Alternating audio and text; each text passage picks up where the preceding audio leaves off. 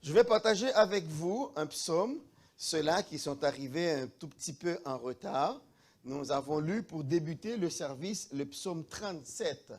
Et c'est ce psaume que nous nous proposons de méditer avec vous en ce dimanche 3 octobre 2021.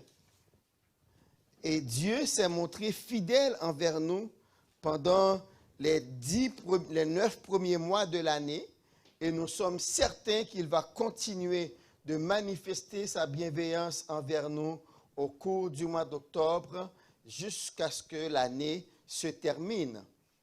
Nous avons entendu les activités des jeunes et nous vous prions d'envoyer vos jeunes participer dans ces activités parce que beaucoup d'entre nous qui sommes leaders aujourd'hui, c'est dans la jeunesse que nous avons fait nos premières armes. C'est dans la jeunesse que moi j'ai fait mes premières lectures. C'est dans la jeunesse qu'on a fait beaucoup de choses. Donc vous qui aimeriez voir à votre enfant se développer pour devenir un leader pour le Seigneur, eh bien il faut l'encourager à venir dans les réunions de jeunesse, là où les jeunes apprennent à servir Dieu et à développer leur talent. Nous sommes dans le psaume 37. Le psaume 37, c'est un psaume qui a marqué ma jeunesse. À chaque fois que j'arrive dans ce psaume, j'aime toujours regarder comment le Saint-Esprit expose la vie des méchants et la vie des justes. Et là, vous comprenez quand même que ça prend une définition. Comment définir les méchants? Comment définir les justes? Eh bien, dans le cadre du psaume 37, les méchants, ce sont tous ceux qui pensent qu'ils peuvent mener leur vie sans Christ. Que c'est à eux de gouverner leur vie, c'est à eux de prendre des décisions pour leur vie, c'est à eux de savoir comment ils vont réussir et c'est à eux de prendre tout un ensemble de stratégies pour réussir.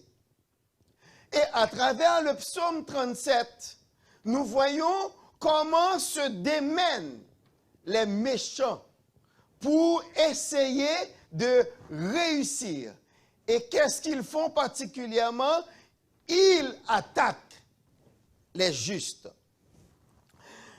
Mais le psaume débute avec une mise en garde. Le psaume débute par cette phrase qui dit « Ne t'irrite pas contre les méchants. N'envie pas. » Dans d'autres versions, la version du Semeur, par exemple, il dit « Ne jalouse pas ceux qui font le mal. » Ce serait vraiment très inconvenant que vous vous mettiez à jalouser. Mais laissez-moi vous dire, ça arrive très souvent. Et je peux vous emmener dans le psaume 73 pour voir que c'est facile que quelqu'un qui se confie en Dieu bascule dans le camp du méchant. Asaph dit, ça ne prenait pas beaucoup pour qu'il devienne méchant aussi. Qu'est-ce qu'il faisait? Il faisait une comparaison. Asaph regardait ceux-là qui ne servent pas Dieu, ceux-là qui ne tiennent aucun compte de Dieu. Cependant, ils réussissent. Asaph dit, ils sont là, ils sont bien replets, ils ne connaissent pas la maladie, ils ne participent pas dans les tourments du monde, ils sont bien. Et Asaph continue pour dire, il s'en est fallu de peu que moi je glisse dans le camp du méchant. Donc voilà pourquoi David ici nous dit, ne t'irrite pas. Donc ne te fâche pas contre les méchants. Mais ce n'est pas seulement contre les méchants que tu vas te fâcher, mais même fâcher contre Dieu. Il y a des gens qui disent, Dieu sait distribuer, mais il ne sait pas séparer. C'est comme quoi Dieu distribue mal les choses du monde. Il y a des gens qui parlent mal de Dieu et qui sont même tentés de blasphémer. Écoutez, David nous dit, ne t'irrite pas contre les projets des méchants qui réussissent. Et le verset 2, il commence à nous dire, mais laissez-moi faire un petit peu de statistiques d'abord dans ce psaume. Le psaume renferme 40 versets. Le psaume 37 renferme 40 versets. Laissez-moi vous dire que le Seigneur lui-même n'accorde pas beaucoup d'importance aux méchants. Sur les 40 versets, il y a seulement 15 versets qui parlent des méchants. Il y a 15 qui parlent des méchants et je vais vous dire, donc si on enlève 15 de 40, il reste 25, pas vrai? Eh bien, j'ai trouvé, il y a 29 versets qui concernent des justes. Pourquoi? Parce qu'il y a 4 versets où David fait une comparaison bien vite. Verset 9, verset 17, verset 21 et verset 22. Voici comment David parle de ça. Donc, au verset 9, il dit, « Car les méchants seront retranchés, virgule, et ceux qui espèrent en l'Éternel posséderont le pays. » Les méchants seront retranchés, mais ceux qui espèrent en l'Éternel posséderont le pays. Au verset 17, nous lisons, « Car les bras des méchants seront brisés. » Leurs bras seront brisés, mais l'Éternel soutient les justes. Au verset 21, nous lisons encore, « Le méchant emprunte, il ne rend pas. Mais le juste est compatissant et il donne. » Et au verset 22, nous retrouvons ceci, « Car ceux que bénit l'Éternel posséderont le pays, et ceux qu'il maudit sont retranchés. » Donc, ce chapitre nous dit que même quand vous voyez le méchant, il possède de très bonnes choses que vous aimeriez avoir, mais ne vous en faites pas. Même quand vous voyez le méchant réussir ses projets, et qui sont ses projets? Ses projets, c'est surtout faire du tort. Ne vous en faites pas, car la Bible, dans le psaume 90, le psaume 92, nous lisons ce verset où il est dit, « Si le méchant croisse comme l'herbe, si tous ceux qui font le mal s'étendent comme le palmier, c'est pour être anéantis pour toujours. » Pourquoi est-ce que je viens avec ce psaume? C'est parce que il y a 2 dimanches de cela, pasteur Urbain nous avait prêché sur la résilience. Le thème du message, c'était le secret de la résilience du chrétien. Qu'est-ce qui fait que le chrétien peut être frappé, mais il n'est pas terrassé? Il peut tomber, mais il ne va pas rester par terre. Et le psaume 37 nous dit presque la même chose et nous donne la réponse. La réponse, c'est que alors que le méchant, lui, il utilise sa force, il utilise toutes ses ressources, il utilise toute son énergie pour attaquer le méchant. Voici quelques versets que nous pouvons voir, par exemple. Je les avais relevés pour vous, où il dit, le méchant forme des projets, au verset 12. Le méchant, il forme des projets contre le juste et il grince des dents contre lui. Ça veut dire quoi? Le méchant, il prend son temps. Parce qu'il dit, le méchant forme des projets. Pour former des projets, il faut prendre du temps. Il faut calculer, il faut mesurer, il faut penser, il faut réfléchir. Comment on va réussir ce projet? Donc, vous voyez le méchant qui passe tout son temps, qui prend son énergie, ses ressources, à former des projets contre le juste. Verset 14. Les méchants tirent le glaive. Le glaive, c'est une sorte d'épée. Les méchants tirent le glaive et ils bandent l'arc. Contre qui? Contre le juste.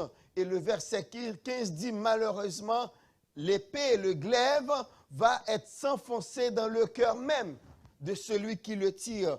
Au verset 15, nous lisons, leurs glaives entrent dans leur propre cœur et leurs arcs se brisent. Donc le méchant, il utilise ses ressources pour attaquer le juste. Verset 32, le méchant épie le juste. Ça veut dire cela. Regardez, où est-ce qu'il va passer?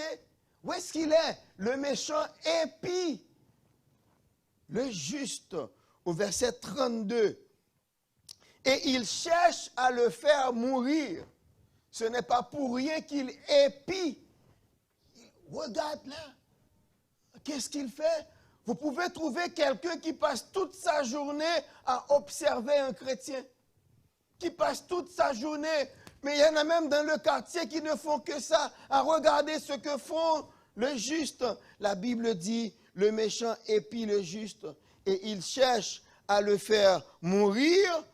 Verset 33 dit, l'Éternel ne le laisse pas entre ses mains et il ne le condamne pas quand il est en jugement. Quand j'ai vu ce verset, je pense à Daniel. Daniel était un chef dans le gouvernement à Babylone, là où il a été emmené captif. Nous pouvons lire ça dans Daniel 6. Eh bien, il y a les hommes qui cherchaient à faire tomber Daniel. Ils voulaient l'accuser. Mais heureusement, quand on sert le Seigneur, l'Éternel nous montre la voie à suivre. Donc Dieu étant avec Daniel, Dieu a aidé Daniel à bien faire ses affaires. De ce qu'il y a de son travail, de son poste, dans ses fonctions, il était irréprochable. Jusqu'à ce que ces hommes qui voulaient le faire tomber disent, nous ne trouverons rien contre lui. Nous n'allons trouver aucune occasion contre ce Daniel. Il faut travailler autrement. Et là, ils disent, nous allons trouver quelque chose dans la loi de son Dieu. Et tout montrait que dans un premier temps, ils avaient réussi. Ils avaient concocté ou bien ourdi un complot contre Daniel. Ils sont allés trouver le roi et demander au roi de décréter que pendant 30 jours, personne ne devrait prier autre Dieu que le roi. Et le roi qui pense que c'est parce que ces gens-là l'aimaient, le roi pensait que c'est pour lui qu'il voulait et mettre sur pied ce décret. Et le roi dit, oh, c'est d'accord là, c'est d'accord, mais oui, ne suis-je pas le roi? Ne suis-je pas le roi? N'ai-je pas tous les pouvoirs? Eh bien que vraiment pendant 30 jours, qu'on ne prie que moi. Mais Darius ne savait pas que c'était un piège jusqu'à ce qu'ils sont allés retrouver Daniel en train de prier matin, midi et soir. Selon la prière de Salomon, où Salomon disait, si ton peuple ayant péché contre toi est emmené en captivité, si là où ils sont, ils prient dans la direction de ce temple, écoute-les et exauce-les. Et c'est ce qu'a fait Daniel. 3 jours, 3 fois le jour, il ouvre sa fenêtre en direction de Jérusalem et il priait. Et c'est dans cette posture que ses ennemis sont venus le prendre. Ils sont allés trouver le roi. Le roi, il y avait un décret, pas vrai? Tu avais signé, pas vrai? On ne devrait prier que toi-même pendant 30 jours, pas vrai? Mais le roi dit, mais oui, c'est certain, mais oui. Eh bien, voilà le roi, Daniel. Daniel que tu as élevé en dignité, Daniel que tu as placé, Daniel que tu as mis, Daniel, il ne te respecte pas. Et c'est alors que Darius a compris le piège. Et Dieu dit, lui, il a passé, la parole dit, il a passé beaucoup de temps pour essayer de délivrer Daniel, mais les gens étaient mordicus, il fallait en finir avec Daniel, et vous connaissez le reste, Daniel a été mis dans la fosse au lion. Le méchant épie le juste pour le faire mourir. Le complot, ce n'était pas seulement que Daniel perde sa place, mais c'était aussi que Daniel perde sa vie parce qu'il fallait le placer parmi les lions. Et là, nous voyons s'accomplir ce verset. Le méchant épie le juste pour le faire mourir, mais l'Éternel ne le laisse pas entre ses mains. Il ne le condamne pas quand il est en jugement. Le psaume 37 nous invite à nous confier en l'Éternel. Et les derniers versets du psaume, verset 38, 39 dit, le salut des justes vient de l'Éternel. Et c'est là tout le secret. Celui qui est juste, il se confie en l'Éternel. Et c'est Dieu qui déclare quelqu'un juste. Ce n'est pas ce qu'il a fait. D'ailleurs, nous n'avons rien pour plaire à Dieu. Ce n'est pas parce qu'on marche bien, ce n'est pas parce qu'on est docile, on ne peut pas tuer une fourmi selon les dires des gens. Ce n'est pas parce qu'on porte la Bible sous l'aisselle et on marche. Ce n'est pas ça. Tout le secret, c'est se confier en l'Éternel. Vous pouvez vivre normalement, mais vous vous confiez en l'Éternel. Vous étudiez, vous travaillez, mais vous ne vous confiez pas ni dans vos études, ni dans votre travail pour vivre. Vous vous confiez en l'Éternel. Vous faites ce qu'on vous dit de faire. On vous demande de porter le masque, on porte le masque. On vous demande de désinfecter les mains, on le fait aussi souvent que possible. On désinfecte les mains. On nous demande de prendre de la distance, on prend la distance. Mais nous savons bien que ce n'est pas ça qui va nous éviter la maladie. C'est l'Éternel qui va nous protéger. Nous savons bien nous autres, parce que d'ailleurs, il y en a qui l'ont fait et qui sont malades pareil. On nous demande de prendre des vaccins, on prend les vaccins, on tombe malade pareil. C'est une preuve que ce ne sont pas les mesures que les hommes mettent ici qui nous protègent. Notre secours est dans le nom de l'Éternel. Le juste, il ne se confie pas dans les affaires de ce monde.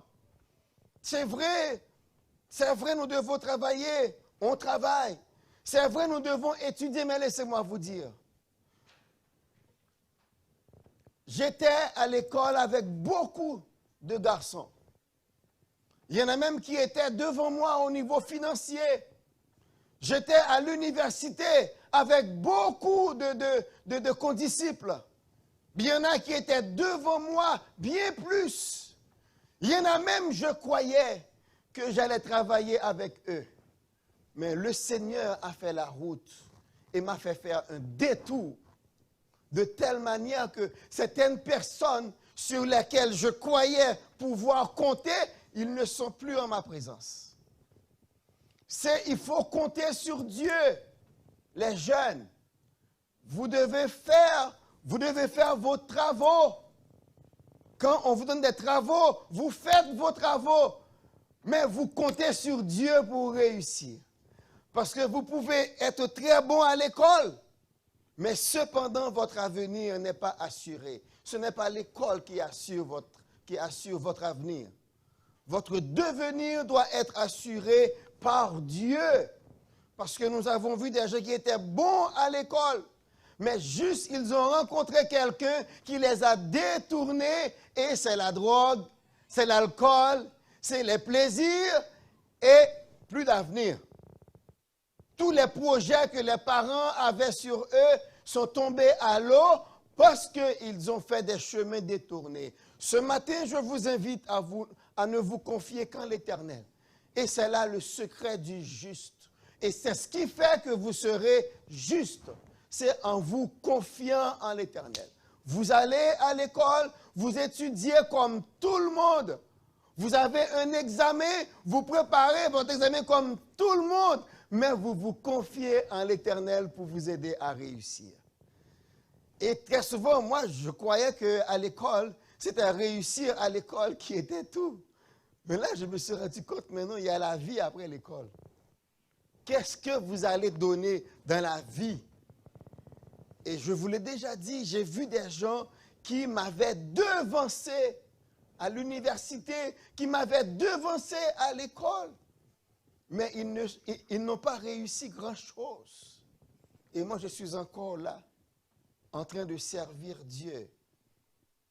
Je vous invite à placer votre confiance en Dieu, à chercher votre refuge. Moi, j'aime bien ce verset. Observe celui qui est intègre et regarde celui qui est droit, car il y a une postérité. Mes amis, le psaume est en train de nous dire que quand nous servons le Seigneur, vous parents, vous jeunes hommes, jeunes filles, vous ne le faites pas pour vous seulement, vous le faites pour vos enfants. Et regardez le verset 25 qui dit, « J'ai été jeune, j'ai vieilli, je n'ai point vu le juste abandonné, ni sa postérité mendiant son pain. » Ça veut dire quoi? Eh bien, ça veut dire, je peux dire à Sem, Sem, n'aie pas peur de la vie, parce que papa et mamie servent le Seigneur, mais toi aussi, attache-toi à Dieu. Betsaïda, n'aie pas peur de la vie, parce que papa et mamie sont dans les pieds de Dieu, mais toi aussi, accroche-toi à Dieu. C'est pareil pour tous les autres. Sébastien, Makéder, attachez-vous à Dieu. Mais le fait que papa et mamie servent Dieu, vous avez un avenir certain dans le Seigneur. J'ai été jeune et j'ai vieilli. Je n'ai point vu le juste abandonné, ni sa postérité mendiant son pain. Ça veut dire qu'il n'arrivera jamais que quelqu'un qui sert Dieu soit obligé de mendier. Le Seigneur va toujours faire provision pour votre nourriture, pour votre bien-être. Mes amis, qu'est-ce que je peux dire de plus? Continuons à servir le Seigneur. Continuons. Les jeunes, je dois vous dire que sur vos chemins, vous allez rencontrer beaucoup de personnes, beaucoup de gens qui vont essayer de vous détourner de Dieu. Il y en a. Il y en a. Et je vous mets en garde, les jeunes. Je vous mets en garde. Au secondaire, au cégep, à l'université, il va y avoir des gens à vous dire, ça ne sert à rien de servir Dieu, d'aller à l'église, de prier. Ce sont les gens qui perdent le sens qui font ça. Dites-leur que ce n'est pas vrai. Les vrais gens qui ont du sens, qui comprennent la vie, ils s'attachent à Dieu. Parce que rien de ce monde ne peut vous garantir l'avenir certain que Dieu a pour vous. C'est seul Dieu qui peut dire, je connais les projets que j'ai formés sur vous, projets de paix et non de malheur, afin de vous donner un avenir et de l'espérance. Chers jeunes, s'il vous plaît, écoutez-moi. La première personne qui va vous inviter à fumer un joint, à prendre un peu de cocaïne, dites-vous, cette personne-là vous est. Ce n'est pas vos amis qui vont vous inviter à prendre ces choses. Ce ne sont pas vos amis. Les amis qui vont vous inviter à prendre des verres, à aller au bar pour prendre des verres d'alcool, dites-vous bien, ce sont vos ennemis. Ce n'est pas le bon chemin. Parce qu'une fois que vous tombez dans ces affaires, c'est fini. Vous n'aurez plus envie d'étudier, vous n'aurez plus envie de travailler, plus envie de rien faire, seulement à consommer ces choses. Je vous en conjure, attachez-vous à Dieu et dites-vous bien, celui qui est juste, celui qui a un avenir certain, c'est celui qui se confie dans le Seigneur. Et c'est ce que je vous souhaite ce matin. Est-ce que nous pouvons prier là-dessus? J'aimerais bien que les parents se mettent debout et prier pour tous les enfants qui sont ici. Vous qui êtes parents, on se met debout et on va prier.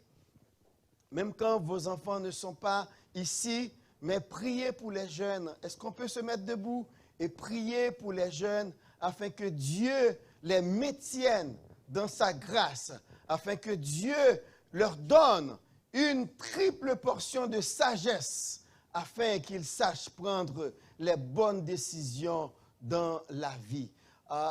Prions le Seigneur ensemble. Cher Seigneur, merci. Merci pour ta parole que nous avons écoutée ce matin. Merci Seigneur, nous avons dit beaucoup de choses, mais une chose est certaine, c'est que, Seigneur, l'avenir, Papa, le succès dans cette vie est, Seigneur, pour ceux qui s'attachent à toi. Tu viens de le dire dans ta parole. Si le juste peut tenir, si le juste peut connaître la résilience, même quand le juste peut chuter, il peut tomber, mais tu es là pour le relever. Ta parole le dit. Et papa, dans Proverbe, il est dit, le juste tombe 7 fois, mais 7 fois il est relevé, car l'Éternel lui tient la main. C'est toi, Seigneur, qui peux assurer notre parcours, un parcours sans faute sur le chemin de la vie. C'est toi qui peux t'assurer, papa, le succès de notre vie, papa, car c'est toi qui as le meilleur projet pour nous. Père, papa et maman peuvent avoir des projets, mais beaucoup d'éléments dans cette vie peuvent faire à ce que les projets de maman, les projets de papa ne réussissent pas. Mais papa, tes projets à toi pour nous réussissent toujours. Car toi, tu contrôles l'histoire. Tu contrôles notre histoire. Tu contrôles notre devenir et tu contrôles notre vie. Papa, les jeunes, ce matin, sont devant toi. Nous te prions, Seigneur, pour tous les parents qui ont leurs jeunes, ceux qui sont ici, ceux qui ne sont pas ici. Nous te prions, Père, de leur donner une portion double de sagesse afin qu'ils sachent prendre les bonnes décisions. Mais la meilleure, c'est de marcher avec toi et de te confier leur vie. Fait que, Père, tous les jeunes ici présents prennent la résolution de continuer à vivre pour toi et de ne s'attacher qu'à toi. Car Seigneur, comme Pierre l'avait dit, à qui irions-nous quand c'est toi qui as les paroles de la vie éternelle? Oui, Seigneur, car quand nous marchons avec toi, quand tu règnes sur notre vie, tu nous conduis, comme David le dit dans le psaume 23, tu me conduis dans les sentiers de la justice à cause de ton nom. Aussi, Père, entends notre voix ce matin pour les jeunes. Pour tous les jeunes, ceux qui nous écoutent, papa, qui nous suivent sur YouTube, que tous les jeunes, Seigneur, qui te servent, puissent réussir dans leur vie, réussir dans leur carrière, réussir dans leurs études et devenir des pères et mères de famille responsables et aussi, Père, des défenseurs de l'Évangile, des chrétiens fidèles et qui s'attachent à toi. Merci, papa, de ce que tu nous écoutes toujours. Et merci de ce que tu vas faire au-delà de ce que nous te demandons. Car nous t'avons prié au nom et par les mérites de Jésus, qui vit et qui règne au siècle des siècles. Amen.